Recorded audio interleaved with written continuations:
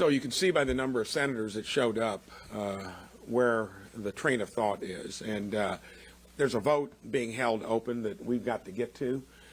Take a couple questions, and then we'll have to go down to the floor. Go ahead. I want to touch on something that Senator Makin said, Yeah. that this bill will be brought up in the House. It has to be brought up on the position to discharge it. And why would the 5 Democrats that need to step up, why would they force this issue in the House? Why would they not? Why wouldn't they? Every one of them, every last one of them, will face a really large number of people in their states whose jobs will be on the line in one way or another. And even those whose jobs are not on the chopping block will be affected by the downstream effects of people losing their jobs en masse.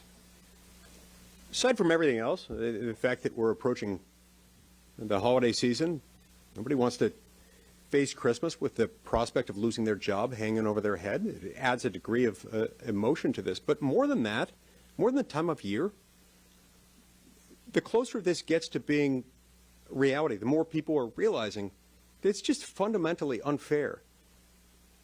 A recent Axios poll showed that 14% of Americans, only 14%, agree with President Biden that it's a good idea to fire someone because they don't want to get the jab. That's why they should join it. And I really do genuinely wonder why anyone would not vote for it. This is not popular. It wasn't popular from the outset, but it has gotten steadily less popular as time has gone by. There's no reason why they have to be wedded to it. Look, I get it. If they're Democrats, maybe they want to support their president. It's not an inexorable command. I've certainly opposed presidential actions during Republican administration. I get that. But it doesn't mean that you sign away your oath to the Constitution. It certainly doesn't mean you have to betray common sense. And it definitely doesn't mean that you have to betray fundamental fairness and your obligation to your own constituents. Thank you. One more question. Go ahead. Quick question. Senator Braun, Senator Lee, there are multiple vaccine mandates for schools, in your own home states. Do you think that these mandates are at all anything like that, or do you think that, what makes these mandates different from mandates that have been passed?